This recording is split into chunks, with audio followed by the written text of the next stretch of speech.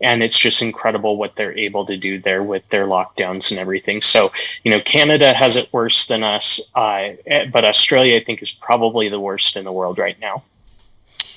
So you were there. I know I've seen some images and some reports. Of course, I really don't believe hardly Mm-hmm. anything I see these days.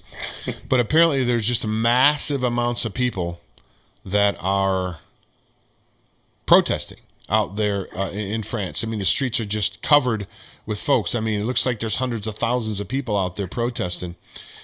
Did you run into any of that? Did that happen sort of as you were on the way out, or were you able to see? I know you got some video here. We're going to show in a minute of some people kind of Yes. walking along. I mean, want me to show that video right now? As a matter of fact, you want me to do that right away? Let me go ahead and back up just a little bit. I did send you a copy of the cover of my vaccine passport that I had.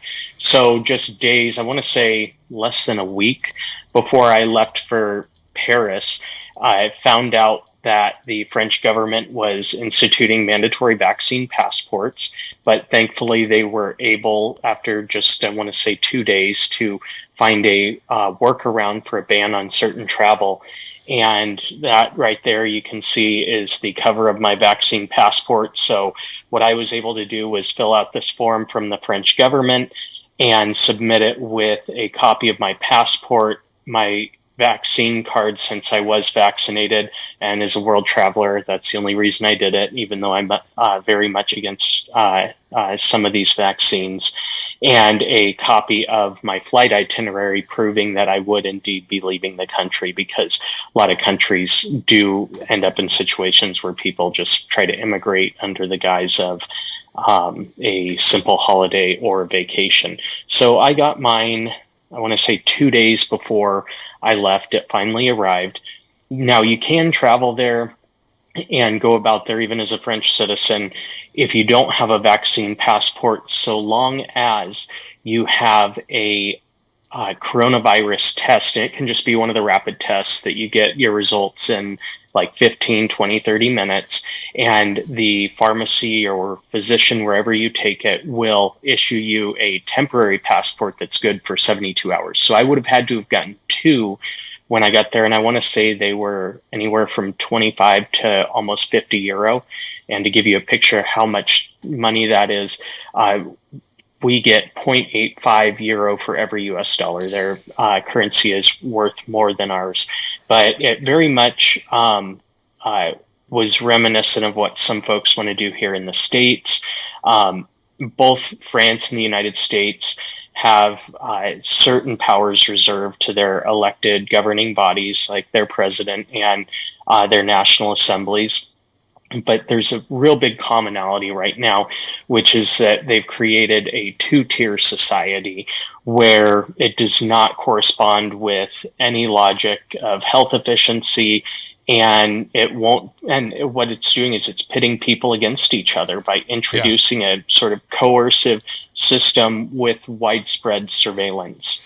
So Well, I'll just kind of jump down real to quick. how that would. JD Hall was just on with us here, and he wants to pop back in for about 2 minutes Sure. and talk to you real quick. So we're gonna pull him back in here. He sent me a text and saw that you were on, and he sent me a text and said, "Hey, can I pop back in real quick?" And can I pop back in real quick and speak to Drew? And I said, "Sure." Here he is here, JD Hall. You know Drew Zinecker very well. Howdy, sir. Drew, I just wanted to convey to you on behalf of Montana Daily Gazette and the Gideon Knox Group our condolences for the loss of your loved one. Thank you. I know you've been traveling the world as of late, but I know that it's always hard to deal with the loss of a loved one. Montana's a small family. You're a part of our family, and we wanted to say that we love you and support you, and we hope and pray that God would grant you the gift of comfort and mercy and peace when it comes to the loss of your loved one. Well, I appreciate that, sir, very much. It's definitely a very interesting process and had its blessings at the end with my grandmother's health state. Today, ironically, would be her 83rd birthday. So it's a good day to remember her. Okay. That's all I wanted to say to you. Bless you, Drew. Well, thank you, sir. Well, everything he said, Drew. That's what I say. Everything he said. Thank you. Yeah, no, really. Jim might have already said that. I did not. I've just been watching Drew's Facebook posts, and I'm like, well.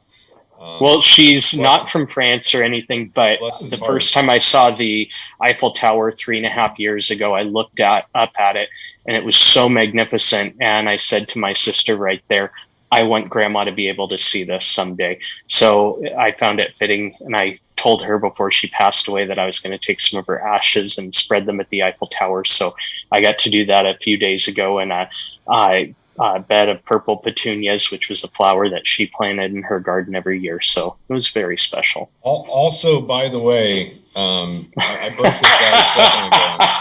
Yes. This was inspired by Drew Zinecker. Just so you know. I should have worn my shirt. I wore my shirt, also inspired by Drew Zinecker, through the LAX airport. And I got 13 high fives and one guy who said, I don't like your shirt. And I almost said, I don't like your wife. But as long as we're sharing unsolicited opinions. And so instead I said, I don't like your shoes. And 5 minutes later, I saw him staring at his shoes like he was having a moral crisis. He had to have been thinking about it for days. Like I felt bad. Well, you and I had this conversation when I first got the shirt. And I shared with JD here the story where I was in the Salt Lake airport, and I was at the Delta Sky Club, had a couple-hour layover, and I had on my Fauci Lied shirt. This woman comes up without saying a word, lays down 5 crisp $100 bills, looks me in the eye and goes, I would like your shirt, please. And I said to her, that's very kind, but it's obviously being effective here. So during the midst of cancel culture, so I urge you to go online and pick from one of the 16 colors that you can get for just a fraction of this cost. So I did keep it. Well, blessings to you, Drew, from the Montana Gazette family, and getting in this group, and hang in there. Thank you, sir. Appreciate it. Thanks, JD. We'll catch up to you. Yep. Okay. Very good. All right. Very good. Yeah, Drew. Sorry, but same here. Yep. I appreciate that. Thank you. I had a chance to probably say that to you, but man, so much going on. I'm not sure if you've been following the. I'm not sure if you're familiar with Whitefish Credit Union, but I've been really doing some in-depth investigations into some of the the crimes that they've committed against their members, and it's been taking up a lot of my time. At any rate, okay, so let's go back here. We have we were just showing your passport, the front of your passport here. Let's go back.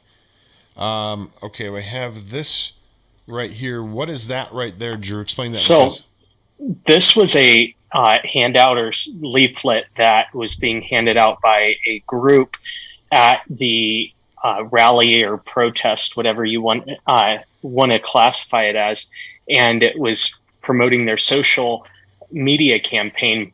Liberté means freedom in French, and there were a lot of people chanting that throughout a lot of the time that I was there.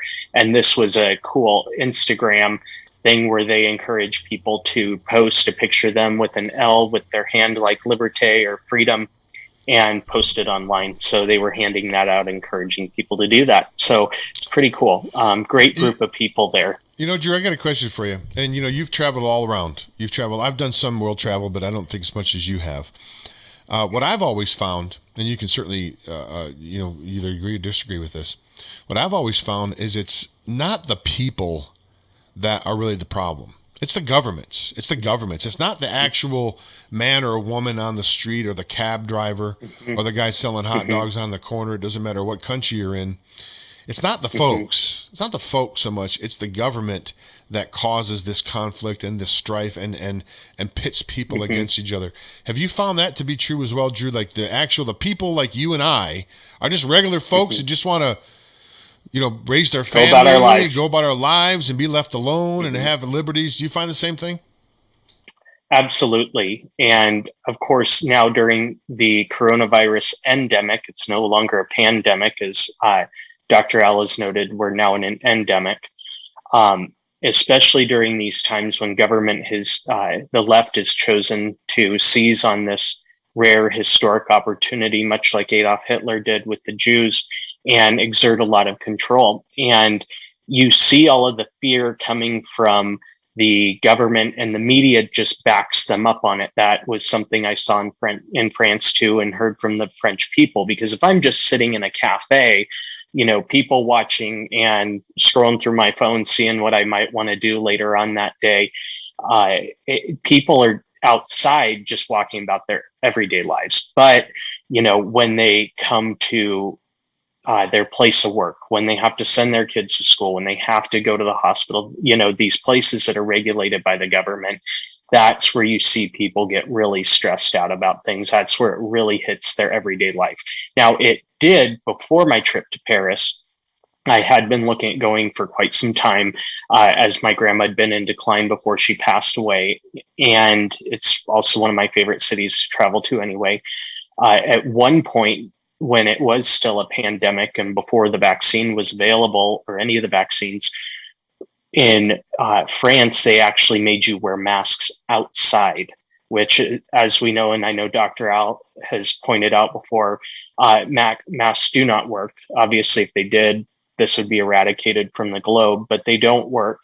They're petri dishes for bacteria and other things that will make us sick. People, when they're just walking outside, don't wear them. They don't have a care in the world. But when you get in places that are regulated by government, that's where you start to see the stress. Now, when they did roll out the vaccine passports, I really had to pay attention to what was going on.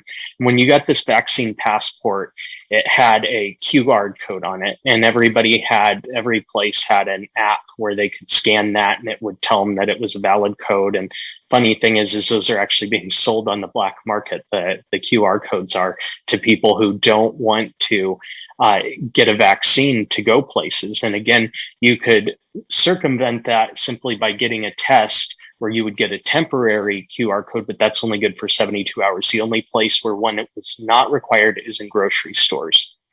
Now, the business attitude was very interesting when I was there. I believe that I was only asked 7 times to see my vaccine passport, which represents less than 10% of the places that I went into, significantly less than 10%.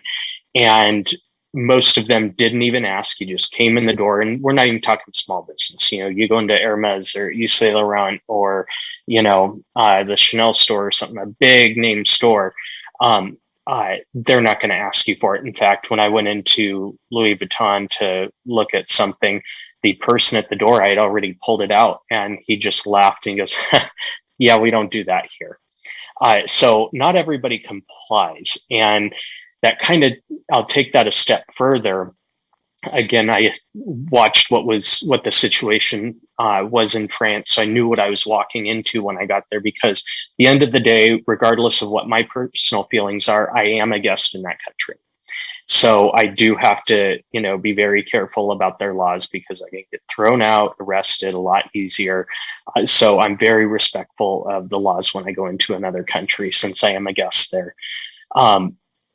When they first started putting restrictions on people quite a while ago, there was a lot of civil disobedience, and it was incredibly effective, because the police were instructed and the military were instructed to go check the vaccine passports of people to make sure that restaurants were complying with how many people could sit at a table, whether people could sit outside, as most people do in cafes. There's usually very limited seating inside. Everybody sits outside. And that's great, because there's a lot of wonderful scenery while you're there. And there were very quickly images of police questioning people. And it wasn't police, intentionally harassing anybody, but it showed the authoritarian attitude, and one could almost say in some cases fascist response from the government to people. And when you have people with high-powered weapons all tacked out and everything in their gear, just talking to somebody at a cafe table, it's pretty compelling. So combined with putting initial restrictions on how many people could go to church and whether you could or not, there was a lot of uproar and civil disobedience. And as Rand Paul noted in a Capitol Hill hearing a couple of weeks ago, he said they're not going to arrest us all. So, when people do things in numbers, whether it's a big city like Billings or it's, someplace in Webo County, if everybody stands up and doesn't do it, the jails are going to get pretty crowded pretty quick. Plus, you try finding the folks who, even if they're just doing their job, are going to stand up with a conscience and do that. So civil disobedience, and it was very respectful, nonviolent civil disobedience that. I want to interject something here for a minute. And I've said before on this broadcast, now you're coming from Montana. A lot of people are armed, and a lot of mountain men and that type of thing here. But you don't even need to be armed. You don't even need to beat anybody over the head with a baseball bat or break out a bicycle chain. All you have to do is just peacefully not comply. Say, we're just not going to comply. We're just going to sit right here in this spot with our arms crossed, thousands of us, and we're just not going to do anything. We're going to stop. Right. And then what are they going to do? Right. They literally, it's impossible. It's mathematically impossible, folks. You know that MIT, Drew, Massachusetts Institute of Technology, did a study some years back where they tried to figure out how, as far as locking down the country. Do you know that they determined that it would take 35,000 police officers just to lock down Seattle? That's years ago. Probably more now since the population has ballooned there. 35,000 cops just to lock down Seattle. That's not counting Detroit, Atlanta, Boston, New York, Dallas, all those places as well. You're going to need. There's just not enough cops in the country to lock everybody up, folks. The only reason that you are being subject to this tyranny is because you are allowing it to be perpetrated upon you. Drew, any thoughts? Absolutely. And you hit a really important point there, if you allow it to happen. So, we do have strength in numbers. It may not be an election, but if everybody's refusing to do something, there's simply nothing they can do. I mean, think about Costco. To me, it's hard to live without certain things at Costco, but if they held on pretty long as far as the mask mandates because of their CEO, who, their company was started in Washington State in King County there, the Seattle area. And if everybody would have collectively decided we're not going to Costco, they would have had to shut down. But especially in Helena, you have a lot of unionized state employees and other folks who are just love the opportunity to put a mask on and walk around shaking and playing afraid. But there's a gal named Marine Le Pen, and she will likely be their president's opponent. Fantastic lady. I tell people she's the Donald Trump of France. She pointed out when the vaccine passports were instituted, it was challenged with their constitutional court that they have there, and they upheld it. And she came out and said that, and I'm summarizing with the translation from French to English, that the health pass was ineffective and liberties aside, so freedom aside, or killing of freedom, and that mayors would refuse to use their municipal police to badger honest citizens at restaurants. So again, it only took a couple of those pictures coming out on social media for all of a sudden these people who are elected officials to say, oh, well, my career's over. Let me see if I can backtrack and make it to the next election. So again, those pictures are very, very powerful. Now, I did have the opportunity to attend one of the rallies this last Sunday, and it was very exciting to me because I knew that this would happen when I was there. In fact, every week, like clockwork, I was getting emails from the U.S. State Department, from the French consulate, and they were saying, hey, don't travel to France. These are the days in the cities where the biggest ones are planned. And when I was there on Sunday, it was the 6th straight week when there were protests in Paris and cities and towns across France. And I attended one of the, I want to say it was 3 or 4 that happened that was in front of a UNESCO building, which is a, very discriminatory, corrupt UN agency that President Trump and then UN Ambassador Nikki Haley had wisely pulled us out of, and Israel pulled out as well.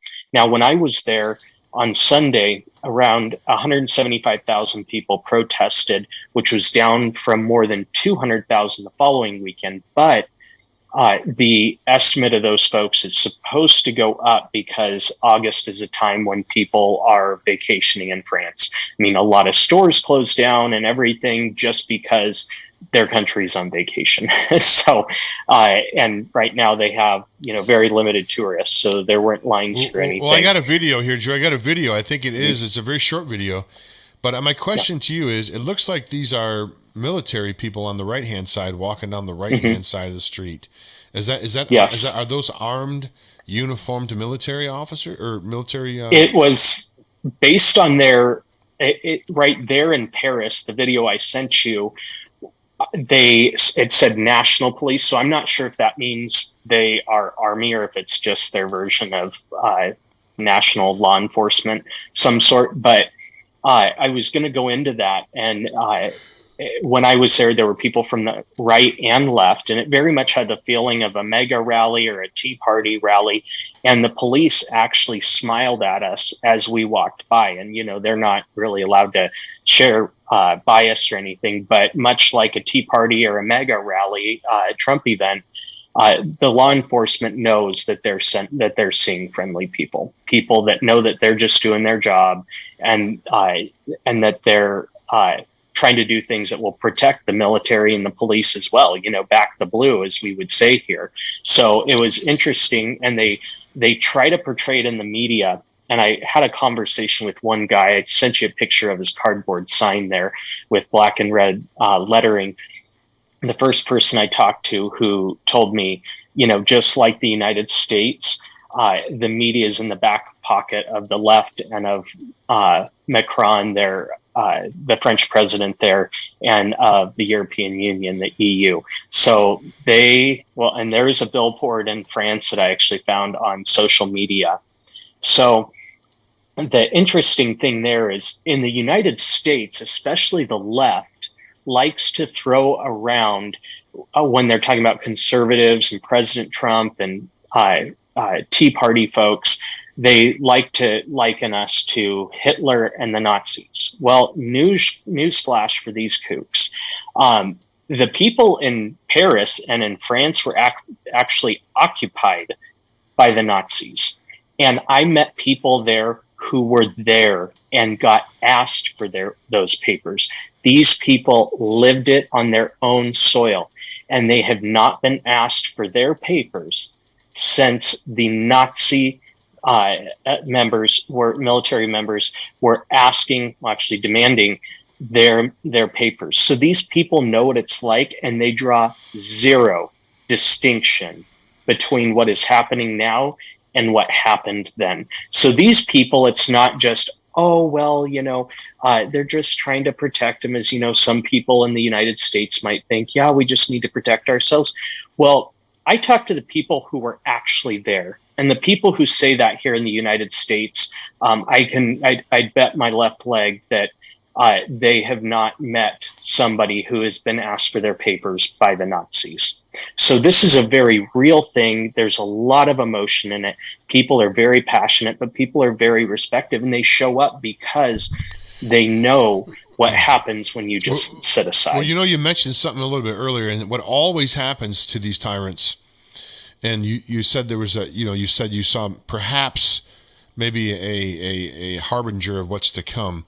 You said you saw the police kind of look at you and smile. Once the police turn and onto the side of the folks, the establishment is in some big trouble because they don't really have any police force of their own. They don't really have any power of their own. They only have the power that we give them.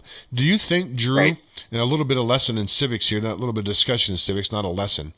Do you think that we are, despite the fact that the sheriff is the highest elected law enforcement officer in the county, The folks are the highest law enforcement officer. Despite the judges, they may be the Supreme Court judges, the highest governing body or legal body in the land. The folks are above them. The folks are above everyone. They're above every agency because they are created by us to serve us. So how can your servant become your master? But that is what's been happening, Drew. When are people going to break that sort of that paradigm? I mean, it's almost like if you owned a McDonald's and your employee said, you have to get vaccinated to come in here. You can only come here during certain times, and we're not going to let you in your store if you're not wearing a mask. But I'm the owner. It doesn't matter. We run things. We're the employees. That's almost the same situation we got here with our quote-unquote so-called leaders. They work for us. They're there because of us. They're there to serve us. Not to overlord over us. Do you think we're finally getting that, Drew? Or are we away? It looks like they're farther. They know that more in France than they do here in America. It sounds to me like France is more awake. Definitely. Oh yeah, they've got this down pat. They know, because you have to remember there too, they have a whole nother entity above their French government, which is the European Union. And I'll get to that in a second. So these people absolutely know it better. And it made me even more concerned about the state in America that we're in, because not enough people are standing up for their constitutional and God-given rights that we have. And they're using this fear tactic. Now, mind you, again, back to the whole Hitler and Nazis thing. This was how it all started with Hitler and the Jews. And one person said to me that I talked to there, and I wrote this down, we know what it's like to lose a nation and be ruled, not governed. This is right out of Hitler's playbook. That's a direct quote from somebody that I talked to. So I think that's an important analogy there. And you stated this earlier. There's a difference between being ruled and being governed. Right now we're being ruled, we're not being governed. And I'm afraid, especially after having gone to France, and this was, Paris, like any major city, is going to be pretty liberal. But when you even have people in Paris in large numbers, 6 figures, showing up and saying, we've had enough, there's really something to it. And unfortunately, I don't think we're even close to where we need to be in the United States. But they have another problem there. Again, the EU. And I thought it was very appropriate that the one protest I went to out of the several in Paris was in front of the UNESCO building, because the folks that show up, again, people from the left and the right, most of them are not part of an organized group. Yes, there were some organized groups and political figures at these, but they're people who just wanted to show up. And I saw that when now Representative Braxton Mitchell and I flew out with like 10 hours notice to Washington, D.C. for the Million Mega March last year. And, people are just like, I didn't know what to expect, but I'm showing up because I know it's what I got to do as a citizen. You saw that here. And when I talked to people, the general sentiment was that we're frustrated with the lack of freedom. The sentiments were anti-Macron, again, the president, anti-vaccine passport, and anti-forced vaccination. And these folks, and those who sort of were some leaders, a general theme that these people over time have rallied and protested were globalism, big government, and high taxes. And, Trump, that was a real big thing, was globalism. Nobody had really, nobody, period, I don't think, had addressed globalism, at least in my lifetime, and I'm 34. Donald Trump was the first. I mean, maybe Ronald Reagan did. I was an infant when he was president. But Donald Trump in my lifetime was the only person to discuss globalization. And these people have had it with globalization. And here's the scary part. And somebody pointed this out, and we know this right here in Montana and in the United States. This is what's happening to us while the media and the left and the woke people are and these, sort of technocrats are debating gender identity. this is what's really going down in our country. And so that's part of the problem that we face right there, is that people have been already told pre-coronavirus that you're horrible because you're not woke. And then this comes through, and it's just a whole nother layer of, oh, well, here's how we can punish these people now. And here's how we can bring everybody into our ideology. And the media there kept pushing the importance of this alleged survey that showed most French people are okay with the vaccine passports. No, they're not. And that's just them. We saw that in our election, where any question about what happened in Pennsylvania, in Georgia, in Arizona, etc., any questions about that were quickly squashed by the media. And that's what they're doing there with that vaccine passport. That's my next question to you was, now we know the media here is corrupt and they're in the bag with the globalists. Did you at least see did you see, if not fair reporting about France while you were there, did you see fair reporting about America? Does the foreign press report more truth about America than the American press prints about America, or are they just as equally as culpable of spreading lies and disinformation? Well, as I was there, I didn't pick up the newspaper every day. I did read news clips nonetheless while I was there. But in talking to the people who lived in France, that was what they told me. It was the exact same thing. Now, remember, in places like Canada and Australia and Iran, they also have state-owned and state-run media. So whoever, controls the government thus controls the press. And these, outlets are run amok and have more power than anybody in the country. And social media has censored conservatives there, because I sent you a picture you might want to put up there of police officers outside of the cathedral in Versailles. So my last full day there, I went to Versailles, and sorry, that protest was on Saturday, not on Sunday. On Sunday, I went to Versailles to go see the infamous palace that was there. But when I went into the heart of Versailles here, this was about 3 blocks from the big palace where Louis the 14th lived and all that, there were officers out there, and I didn't want to get this wrong, so I actually emailed the police department. And I said, okay, just curious, I'm a tourist, I was visiting, and I saw 4 armed police or military officers outside of the cathedral. And I asked because I knew that they'd previously instituted limits on going to church. So, and as of right now, you can go to church, but churches can't have basically church services or sermons. There's no church tourism. So they can't hold a cultural event there and invite people to it. They can just worship there. So I got a response from them, and they have this sort of national alert system or grading system of terror threats. And religious institutions are considered a target for terrorism. So those are actually military members there. And the reason that they're at a heightened alert is because of radical Islamic terrorists. And there have been instances where radical Islamic terrorists have gone and murdered people and made churches and Christian places of worship a target.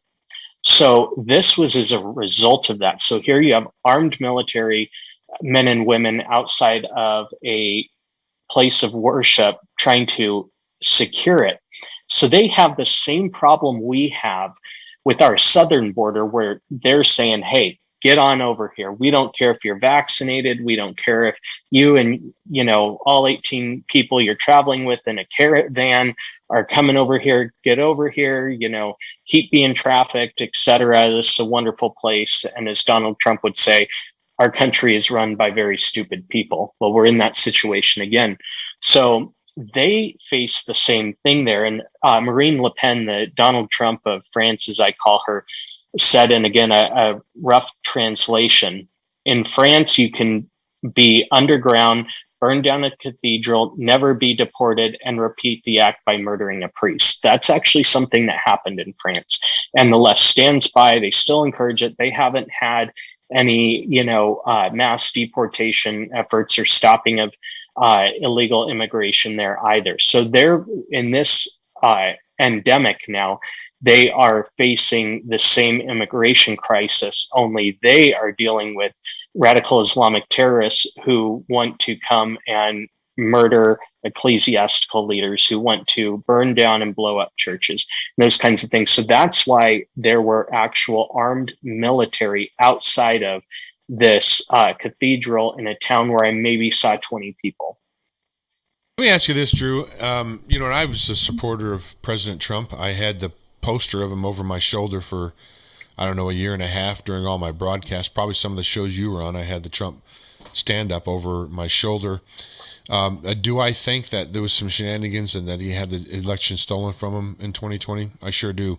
But I can tell you one thing that I'm really growing cold with the guy on the fact that he is recommending these vaccines. I've seen some statistics where a lot of people have gotten really sick on these, more than any other vaccine combined throughout history. If you just look at the chart, there's been more deaths and more adverse reactions from this vaccine than all others combined and all of the other years together, right? And that's quantifiable. Yet just recently on a show, and I think even Alex Jones came out yesterday and said, "What is Trump, some sort of a dumb what? He doesn't understand this?" Why in the world, Drew? I know you don't know his mind or know what's going on, and people say it's 3D chess and all that stuff. The fact of the matter is, the man's out there recommending people get the shot, and people are dying and getting sick from the shot. Drew, there's some video that I've seen that people are standing in line to get the shot. They're wheeling people out on gurneys that have passed out and gotten sick because of the shot and had to be wheeled out to the hospital, and they still stand in line and go right in and get the shot. I just don't get it. Mm-hmm. Now, I know that you've made a point that you have been vaccinated. I don't know how much, and that's your right.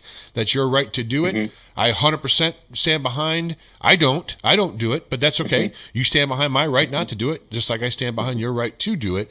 It concerns me, though, with the maladies that have been manifesting themselves with these vaccines, and people having palsies and the magnets. You see, do you really think that? I mean, what's your thoughts? I'm really, frankly, pretty ticked off at him, to be honest with you, that Trump's out there recommending the vaccine and he's actually proud of it. Do you have any comments on that? Because that's the thing I hear from conservatives the most is, you know what? We really like what Trump did. But this whole thing with him pushing the vaccine, he's like the godfather of vaccines now. I mean, this has really gotten people kind of ticked. Do you have any comment on that? Do you have any thoughts on that? Well, like you said, I had been vaccinated and I was determined not to get vaccinated. But, I always say that I'm married to my passport when I'm not married to my job anyway. But I'm married to my passport, and I knew this would open up the opportunities for me to travel the globe again. But I was 100% with our good friend Jennifer Carlson, state rep from Manhattan, who carried our anti-vaccine passport bills in the state legislature, worked tirelessly on those. And I can think of some reasons why President Trump might say that. I mean, I know that it was his goal to at least get a vaccine developed because, we kept seeing this moving of the goalposts where it was, okay, 2 weeks to flatten the curve, which people need to realize from day one, they've said everybody's going to get sick pretty much, or, just as many people are going to get sick. We just won't have this huge wave in the beginning. So let's do some small things to try and alleviate that stress on our healthcare system. So then President Trump had Operation Warp Speed to have a vaccine developed because we were told by a lot of politicians and some health officials that, hey, once we have a vaccine, then we can start opening up. And in France, over 60% of the people have been vaccinated. So people are getting these, but people are also getting sick. I don't know if it's because he's the one that, worked hard to roll it out to try and open up our economy and calm the fears. on Wall Street and amongst the American people. I mean, he probably has his reasons. I know he and Melania have been vaccinated. I really hate to speculate, but I'm sure he does have his own personal reasons. I mean, since he did help it come along, it could simply be that he, doesn't want to be viewed as a hypocrite on it, but I don't know. He could just, in my view, he could just say nothing. He doesn't have to promote it. He could just be silent, but that's my own, and I may write an article about that. I'm not very happy with him at all right now, as a matter of fact, and I think others are as well, but that's not why I had you on today, Drew, to talk about Trump and to bash him for that. I just wanted to get your view on that, because that seems to be, we're talking vaccines and we're talking passports, and I would love to see him come out and say, do whatever you want. Don't you want to get listen, you want to get the vaccine, great. You don't want to get the vaccine, great. Or something. But at any rate, that's another that's I don't really. Well, and I'm very lucky in that I didn't have any side effects to either of the Pfizer doses that I got. Now I have a lot of friends who got violently ill or who had horrible arm pain at the site of injection for a couple of weeks. I had a couple of friends who were just incredibly fatigued for a week or more. So different people have different reactions, and there are those worst case scenarios, like you said. And I had joined the military on my 17th birthday, the Army Reserve, and I know what it's like to be forcefully vaccinated. I remember standing in a stall, Fort Sill, Oklahoma, with people jabbing me in each arm at the same time, and putting, I don't know, it was 10 or so vaccines, I forget, in me, and you just don't have that choice. And of course, I have my own opinions against that. But it will get to that point, I fear, of forced vaccinations if people don't stand up and exercise their constitutional rights. And I mean, people in France are starting to do that. And fortunately, we have not had to deal with a foreign government or forced occupation on our own soil, but France certainly has. And I would trust the French people that they know what they're talking about, especially when I had the very emotional and moving experience of talking to someone who had to actually hand papers to a Nazi before. That was a very, very, very humbling and real experience. And just because we didn't have the Nazis on our own soil doesn't mean that we can't go through those similar experiences here. And you said it yourself that it happens because we allow it to, but they pointed out, and these people know better. So I will disregard anybody who disagrees with this, because I have talked to people who were there and their opinion is basically unanimous that this is a page out of Hitler's Nazi playbook. They started with this kind of stuff, and it just went from there. And like you said, it was allowed. So it spread to countries like France and Poland and others after Adolf Hitler first took power in Germany. So it all started here. People need to read their history, and there is no excuse. And in our country, in my opinion, after Bush 43 got reelected, is when the media really went left, at least from what I saw in my life, in my short lifetime. If people don't start waking up to the realities and saying, okay, just because one party's against this doesn't mean I have to be for it, or vice versa.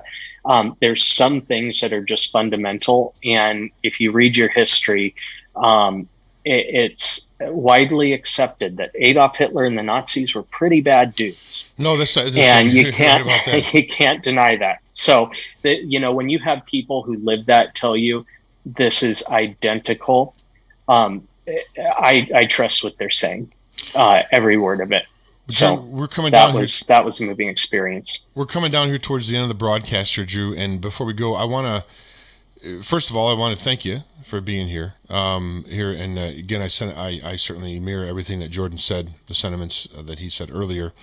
What do you think it's going to take, Drew, before? I mean, we haven't had 175,000 people. I think we have a much larger population than France. And for them to have 175,000 people out of their population protesting, that's got to be, I think, proportionately speaking, probably into the millions here. In I don't know how much bigger they're probably several times larger than us or smaller than us in population. What's it going to take before several million Americans? I mean, look at the home of the yellow vest protests right there in France. I mean, they beat those people down. Yep. They protested for months and months and months and got beat down, bloodied, and went back and protested the next day and over and over again, right? What's it going to take? I mean, why aren't we up in arms here in America? How come we're not being like the French? I mean, people make fun of the French. Well, the French, if it wasn't for, the French would be communists if it wasn't for the United States, helping the French. But I guess they forget about what happened in the Civil War when France, I think, showed up with. I shouldn't say that. That's the Revolutionary War when France showed up to help get our back. At any rate, what's it going to take for people to stand up like they do in France here in America? Strength in numbers. It's like an election. Strength in numbers, and if people stick together, and even if they believe in some of the measures, like, hey, you should get the vaccine.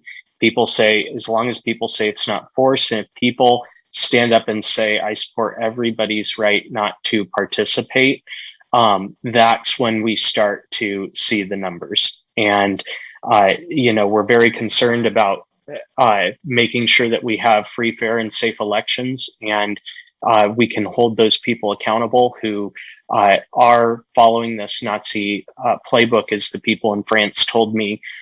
They are, not just in France, but in the United States. They have observed that this is where it's going. So, at the end of the day, again, strength in numbers, 3 simple words. Drew Zinecker, always great to have you here on the show. Give us an idea where people can find out more about you, any websites that you have. What do you got coming up in the future? Do you have where you're going to be, any events you're going to be at? I know you're probably going to take it easy here. I think the political season is going to probably be kicking off here pretty soon. I'm understanding that after everybody goes back to school and after the Labor Day weekend, then I think the political scene is going to pick back up again. What's in the future here? What's the future plans for Drew Zinecker? Well, I think that just overall, we all need to participate in things. I know that Brad Cheetah, who's a state representative, hopefully soon to be state senator, and Representative Braxton Mitchell are both looking forward to grabbing a hold of election security issues this next session. It's great to engage with people who are going to be in Helena making those decisions so that we can fix the problems that we have.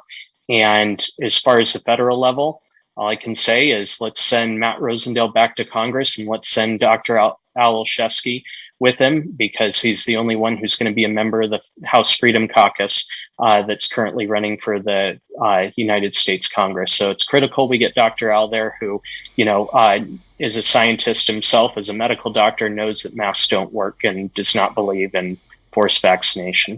Oh, yeah, we're supporters of Dr. Al here on this broadcast, that's for sure. That's for sure. Any websites, Drew? alformontana.com. He's a true believer, folks. He's a true believer. Drew Zinecker. Well, thanks so much. I appreciate it, sir. Well, I do appreciate you being here on the broadcast. Glad you made it back safe. And I'm sure we'll be in contact many, many times here coming up in the next several months, Drew. And always great to talk to you, and delightful to have you on the show. Thanks again, my friend. Thank you. Bye-bye. Everybody, take care. Okay, folks, there goes Drew Zinecker, the one and only. We always love to have Drew on the broadcast here. And one of the good guys here in Montana, and you can check out all of his other interviews. Actually, I take that back. I think some of his other interviews have been removed. The interviews have been removed, I believe, off of YouTube. But if you really want to see the interviews with Drew, the previous ones, send me an email and I'll try to upload it. That's all we have time for here today, folks. If you keep an eye out, we're going to be loading up the machine here today for all of the network software that's necessary to run the network 24/7 here, right in here in our Kalispell offices. And we're excited to have that done here today, hopefully by tonight. And I'll start putting together everything for the new show here in the next few days, and hopefully we'll be able to kick off here very soon. KHDN is going to be the station, and of other places as well. But we're going to start it off at KHDN. And you can find out everything that's going on by going to MontanaGazetteRadio.com. That's MontanaGazetteRadio.com or MontanaDailyGazette.com for the #1 online news website in Montana. I'm your host, James White. We want to thank our guests today, Mark Berryman and J.D. Hall. During the first hour, had a nice, lively discussion there. It was great to have Mark on the broadcast, and we're going to certainly invite him back on again. J.D. Hall's been here several times, and we'll be back, I'm sure, several more times on the show here. And Drew Zinecker, our guest the second hour, we appreciate him being on the broadcast and running down all of the stuff that he did on his recent trip to Paris. Thanks so much for joining us here on the broadcast. We do appreciate you looking in.